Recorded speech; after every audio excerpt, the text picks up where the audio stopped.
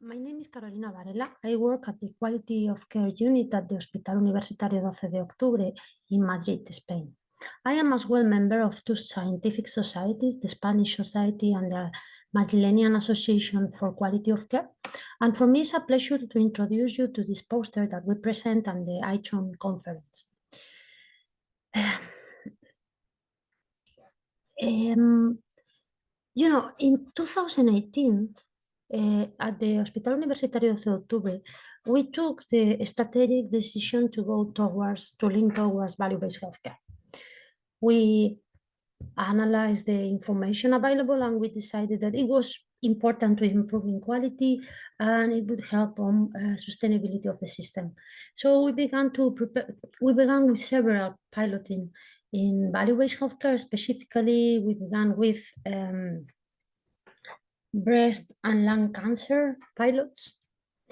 But at the same time, we realized that over the years, satisfaction or ethnographic studies about experience with patients were really major game changers in healthcare processes improvement.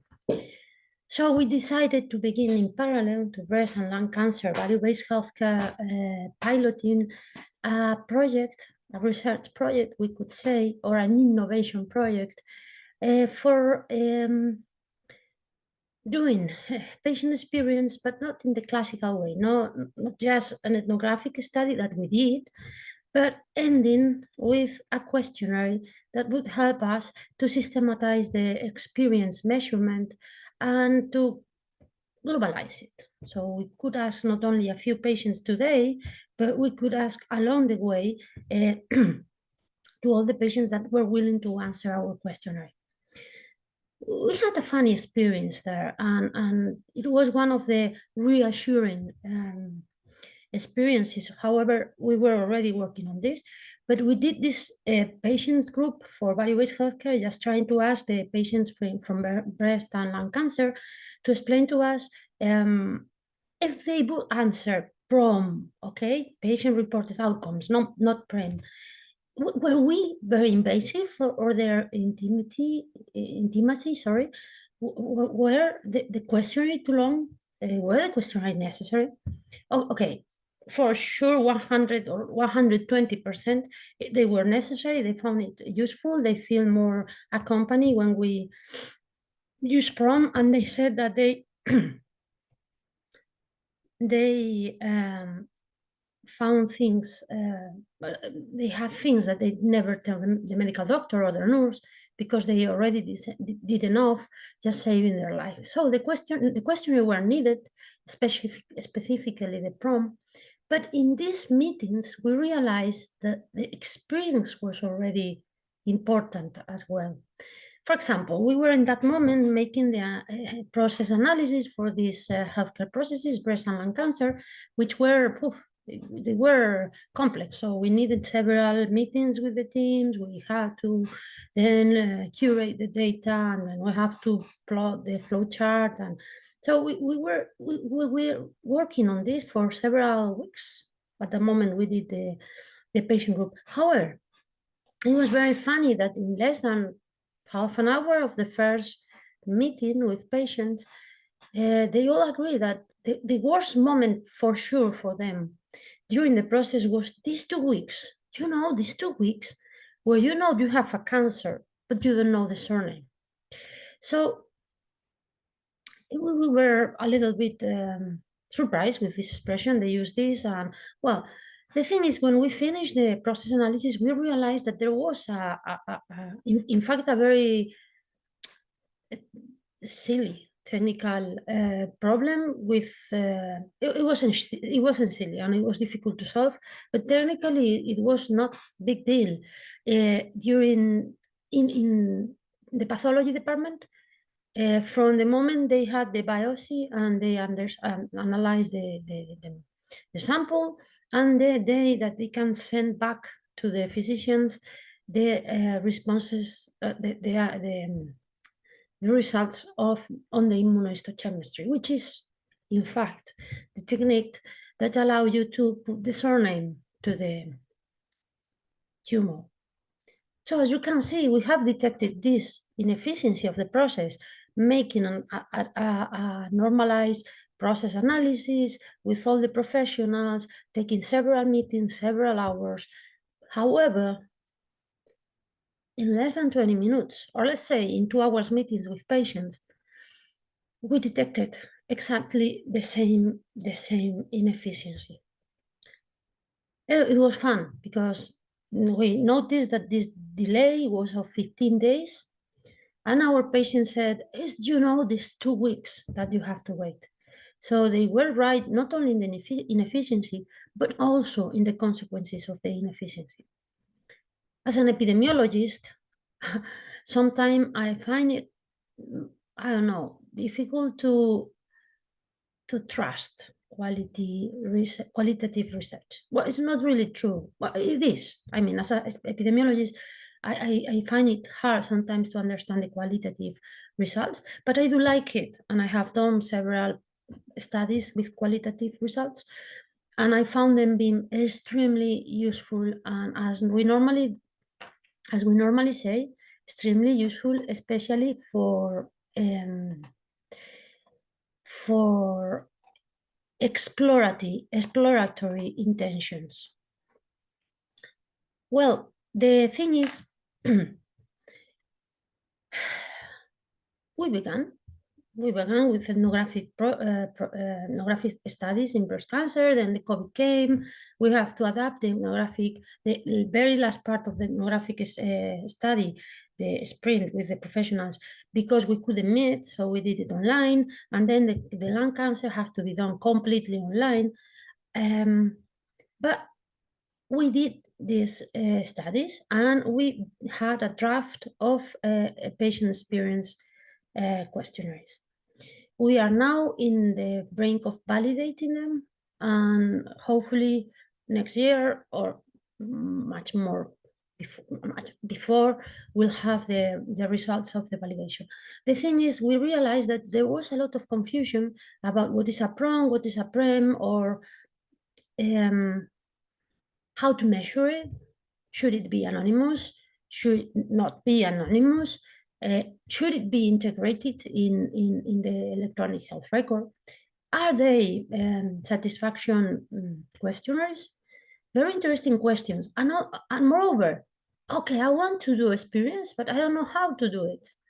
I don't have because there are much more PROM, much more questionnaires for quality of life measurements than PREM, in fact, even if there is a lot of PREM, okay, but there's not that many validated. So a lot of our colleagues, they were asking, why, how do you do this?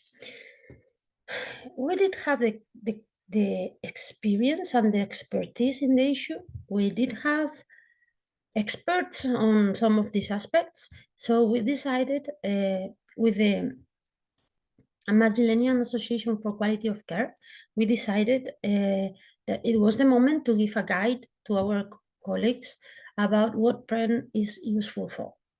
And that's what we did.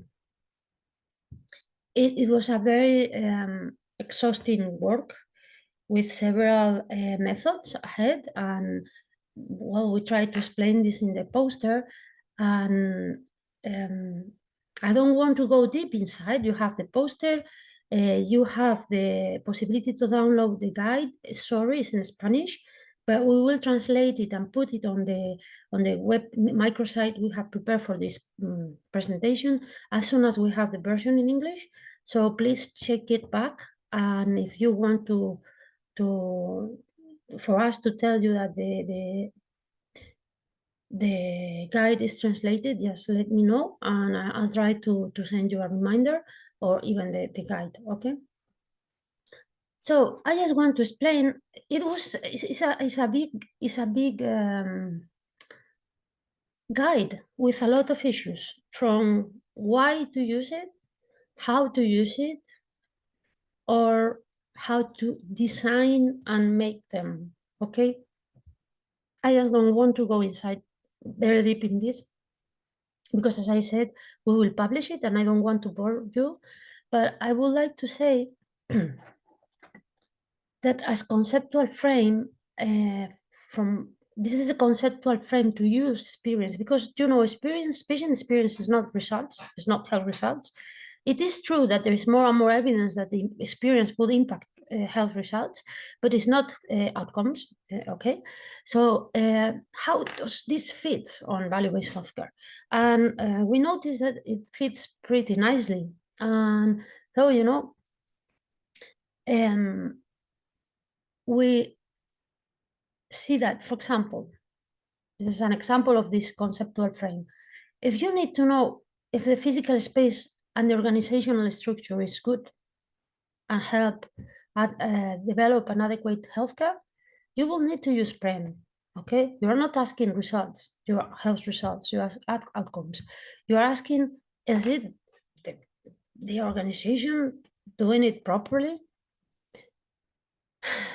If you want to know if we are attending the patients in the right moment with the right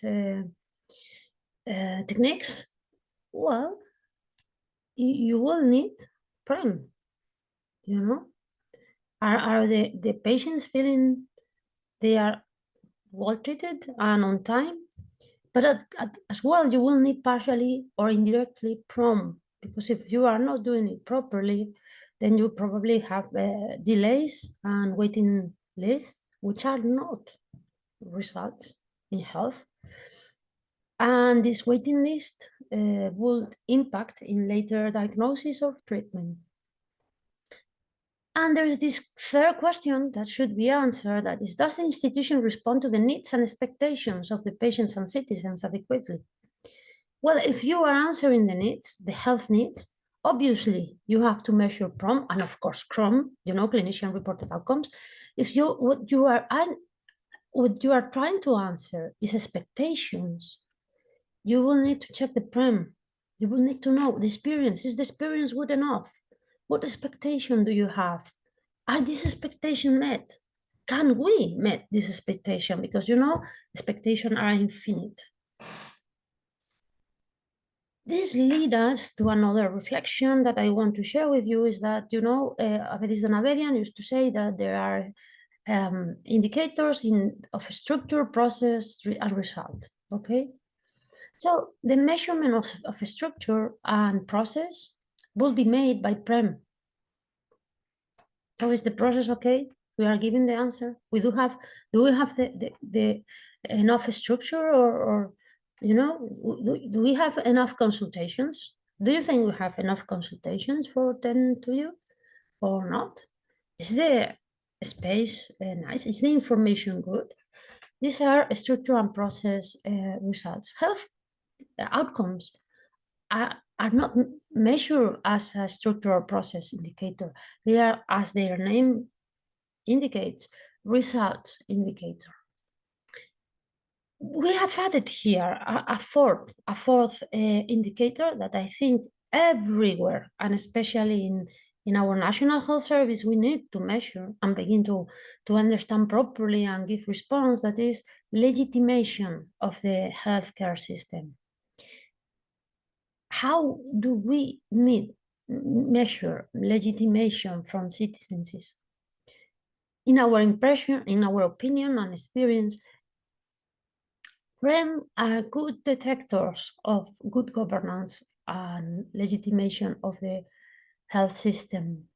Is the institution giving what society wants the institution to give? But also the PROM, if you have better results, you will have more legitimation. But moreover, as I explained in another posters, when you measure PROM to patients, you give them assurance. You give them a better follow-up, and they feel more accompanied by the institution. This will bring more legitimation towards National Health Service. Other interesting aspects that I want to comment a little bit is this points of confusion that we detected. As I was saying, there's plenty of confusion between experience and satisfaction. So experience allows to identify process indicators, as I said. Experience is subjective. Explore emotional and intimate aspects. Don't forget, experience have like two levels: the more subjective, more, let's say, upper level. Like, are you, is the people nice enough? Have you the information that you wanted? And then there is this intimate part, which is the more tricky. It's difficult to access, but if you know this is happening, you can do something, not as direct as the other ones. As if the things are not clean, you can clean up more often, or if the information is not good, you can prepare a document, whatever. The thing is, there is this intimate. It's like if you are going to be operated from your open heart operation, are you scared? Of course you are. And it doesn't matter if everything is very nice, very cool, very, very nice people, the information is good, and they assure you everything is going to be okay. You are going to be scared. Can we do something? Yes. But this is a more intimate aspect. It has a longitudinal vocation. It's bigger in the external validity, easier to interpret the result. External validity respect to the satisfaction, okay, not to the prompts. A more, well, it helps identifying improvement actions and critical points. Is focus on the process, okay, but has a direct impact and fast in patients' care. Satisfaction allows to measure results indicators. Okay, we were talking before that PROM are results indicators, satisfaction as well. You pass a process, and at the end we ask you, are you satisfied with this? Are you satisfied with that? Are you satisfied overall with the treatment? Okay, we have finished the process and we ask you the result you feel. It's very subjective. It's much more subjective and more dependent on the context than experience. As I said, very influenced for external context, very influenced by expectation. It's not the same, the satisfaction in rich population than in poor population, or in very, very sick people on versus people that are not that seriously sick. It has a transversal component. It's bigger in the internal validity. Satisfaction is very, very, very linked to the local and sick context. The results are difficult to interpret and it's difficult to establish action improvements. And it will give you an alert, a red flag for improvement that you have to study more often, more deep, more deep, and measure results, at least partially, as I explained. Okay. So another mistake that is often happening is the differences between patient-reported experience and patient-reported outcome measures, which are completely different. Okay, so look at this. Patient experience is anonymous, or should be anonymous to avoid biases and errors. However, outcomes have to be measured nominally because they will be used for patient care. The data in experience have to be analyzed, aggregated, but you have to have the personalized and individualized response to prompt to make changes in the care. Patient experience measures are transversal. You are going to ask in a moment of time in the process. They have this longitudinal vocation because you don't do only one prem. You will do several prems along the way. And patient-reported outcomes are longitudinal. I mean, it's not useful to have just one outcome from the patient at the baseline. You need to compare them, and then you need to have them along the way. And it's moreover, they are not going to answer in a moment of time, but with the prompt, they are going to answer in a period of time. Are you having pain in the last 3 months? Since last time we talked, are you suffering anxiety? Do you feel sad? You know, we are asking the whole process, the whole time. The PREM, the experience have positive impact in patients, caretakers, and healthcare professionals. Patient-reported outcomes are more global in sphere.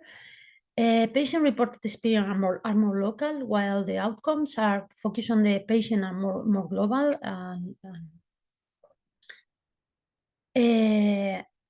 PREM are focused on the organization, not on the patient as the outcome. So that's the reason, the main reason that, like, why PREM are very useful for improvement. And it is funny because we talk about patient experience and it sounds that it should be focused on patient, it should be focused, but really the PREM are more focused on the process. We are using the patient to ask about the process, how they feel the process, how they feel treated or perceive that they have been treated. However, when we ask PROM, we are asking about the patient. How is he feeling? Is he having pain? Is he happy? We are asking the patient for symptoms. So it's more centered in patient. That's the reason why PROM, why PROM are focused or centered or related directly to efficacy. Is our treatment good? It's giving us the health result that we waited for. However, the PREM are more focused on the process. Are we giving you the correct information? Are we treating you well? Are you feeling well? Follow up? Are you scared? So more focus on the process and then on improvement of process. So as I said, PREM were anonymous, so there is no need for integration with the electronic health record, while PROM have necessarily to be integrated with the electronic health records because they are health outcomes. In the faculty, in the medical school, they explain to us that diseases are characterized by signs and symptoms. Signs are objective and they are noticed by the professionals, and symptoms are subjective and have to be told by the patient. You don't know if a patient is having pain unless you ask the patient, but you can know if a patient is having fever because you can measure it. It's objective. Why we don't need to integrate PREM with the electronic health record? It's easy. And you cannot change a process because one experience, and in fact, it's one experience in the past, okay? Does this mean that it has to be always anonymous and has to be not integrated? No, no. It could not. It could be done individually and keep it record on your electronic health record, but you will have bias. So people is not going to be as sincere if you tell them, okay, I'm going to ask you how well I'm treating you, and I'm going to keep the record in your electronic health record so all my colleagues can see it. Okay, but moreover than this is you are not going to change the whole healthcare process just for one patient. What is useful is to notice that they are missing information.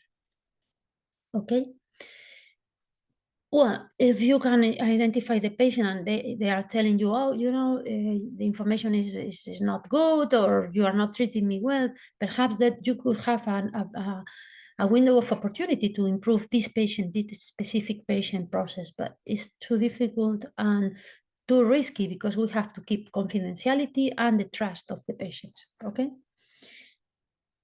And as I explained, PREM are useful for internal decision making in improving processes, and PROM are useful for individual and clinical decision making for patients' health care. Both are dependent on the healthcare conditions, but the PROM are highly dependent on the patient's health condition and state, okay? Is the patient feeling health better or not? That will influence, for example, as to make me understandable, the comorbidities. They are going to impact in our current medical condition, so you have to take those into account. They will affect experience probably if you are diabetic or you are blind and you also have a cardiac problem, you will have a different experience, but it's not going to influence as much as the PROM. So, and just for finishing, we have explained in this guide the way you have to do a methodological approach to PREM. So you part from a conceptual framework, we explained already ours, you have to define, I'm talking when you have to design a prem from zero. There is nothing. There is not a prem in another language. There is nothing.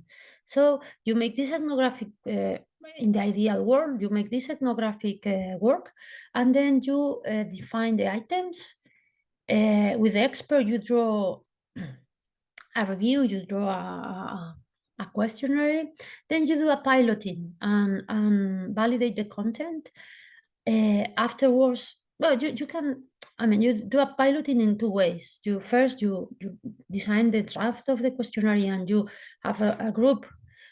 It's good to have patience in this very first draft, okay? But then with the same patience or other, you check the final draft and say, what do you understand here? Is this, we wanted to ask this, what do you understand? Okay, and then you take an minimum amount of patience, and with the already adjusted draft, you make a pilot and analysis, a reliability analysis, and you make a construct and criteria validation. So are we measuring all the dimensions we want to measure? Are all the questions related? So they have some linearity that it's going to invalidate the questionnaire. Well, once you have done this, you rearrange the questionnaire, and then you have the final version, and you have to analyze the metric properties, okay? Then you have your prem, and you can begin to validate them, to use them in the clinical, in the clinical settings. But here we are in a moment of time that the digital is here to stay. So what is the advantages of doing a prem digital? So it's funny because we were talking about experience at the first very moment. It sounds weird to do it digitally. In fact, we have been helping Panel Health to develop a prem which is dynamic. I mean, you design some questions, and what you begin to ask your patients, and with time, if these questions are irrelevant because they are okay, everybody says the information is wonderful, this question is taken out by the intelligence, the artificial intelligence, and substituted by other question that it makes sense to introduce. Okay, also we will ask other for the improvement actions to the, we not, I mean, the artificial intelligence was, okay, you have this and this and this red flag in your organization, and what have you done? So we will tell them what have we done and how the results were. We'll check later on the tool, and with time he or it will learn and tell us, 80% of hospitals that had this red flag here about the information, they did a document talking about specific points like this and this, and they have an improvement of the experience if, in 16 percentual points. So it's giving you a guide of what you have to do. But what are the advantages? Because, if you do it digitally, we can do the interviews digitally as well. You lack verbal interaction. You cannot really answer doubts. There is or could be an anti-machine bias, and there is a digital gap. The digital gap is going to solve itself because more and more people knows technology, and it's going to solve itself. And the anti-machine bias, I suppose it will as well. However, it's true that you cannot answer directly doubts, and that you lack not only verbal interaction, but you lack the face-to-face interaction with the patient, which is very, very very rich. However, if you do an ethnographic project study, you can do it now at this very moment with a few patients. It is expensive, and you cannot do it tomorrow. It's just today, and until you have more money or time, you cannot repeat it. So probably you will do it now and never again, because you have plenty other processes to understand. Or you do it now and in 5 years time, or in 2 years time. So lot can change in 2 years or in 1 year. So the digital press can be systematic, independent on professionals' time, which is one of the main barriers for doing any of these works. It's quick and agile, allowing remote and synchronous interviews. It's easily scalable. You can make a prem easily in all the processes because a lot of points are common. and allow the implementation in multiple processes and services, is agnostic and unbiased results. As I say, talking to the patients could introduce some error and biases. So here they are talking to a machine. This is not their clinical team, and it's just a machine, okay? It respects patients' intimacy. In these groups with patient, one of the things they said repeatedly was, there are things that I don't tell my doctor. I didn't have the impression that it was about intimacy. Probably there are also things that they don't tell because of intimacy, but it was more that they didn't want to bother the clinical team. And you will have something interesting, which is automatized result reportings. And this automatized result reporting is not consuming any resources of the institution, but gives you a good way to analyze the critical points on the institution, and therefore to understand where to make improvement actions. Okay, just for finishing, there is something that I think is clear, that a qualitative approach to value-based healthcare is important. Patient experience can help implementation of value-based healthcare and improvement of our processes. So we need to measure experience, but also measuring PREMs digitally will potentially allow it to be more systematic, methodic, and agile. So it looks like a good way to go. Probably a mix, as we did, is the more interesting thing. You are in some processes are more, let's say, hospital processes, like hospitalization could be the same for all the patients, but certain processes, healthcare processes like cancer or neurological disorders or cardiac problems will need for an ethnographic study of some sort, and then a specific PREM, an adaptation to your population. But then you have to go digital, and you have to give the opportunity to all the patients to answer the PREM, and you have to use this for improvement, okay? Because measuring is not giving you a hedge. What is giving you a hedge is changing. You won't be taller because you measure yourself. You will be taller if you grow. And just for finishing, we were making these reflections, and we saw that we need to make health technology assessment with all these new technologies as a PREM. Well, they are not that new, okay? But we are applying them to the healthcare process systematically. So we have to measure if this is having the impact we hope they'll have. And we'll have to do it in 5 spheres, is in patients, giving the answers to patients to fulfill needs and expectations as much as possible. To population, all these value-based healthcare and patient experience measurements are benefiting the health of the population health and the sustainability and social responsibility of the organization. To the professionals, are we helping the professionals to have a healthy working environment? Are they happier with their work? Are they feeling more fulfilled, given this better healthcare to the patient? We will affect cost. The return of inversion is good. Are we adding value? The investment in effective care is adequate, and the disinvestment on ineffective care is also done.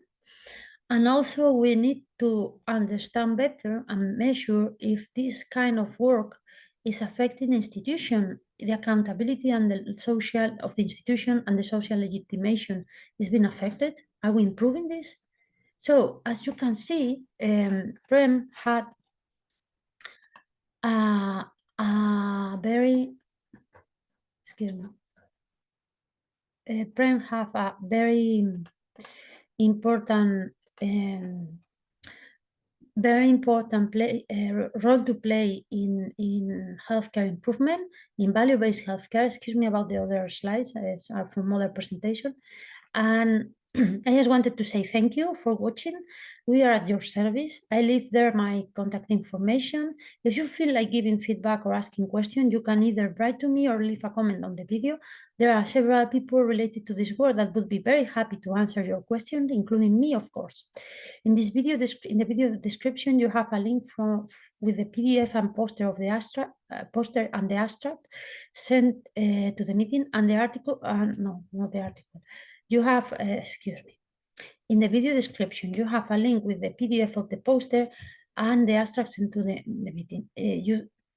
We don't have an article yet because we are writing it, so we'll have to wait a little bit for that. I was ahead of myself. Anyway, thank you very, very much. Abedis Donavedian used to say that the secret of quality is love. So I hope you have a lovely day, and I hope we'll see you soon.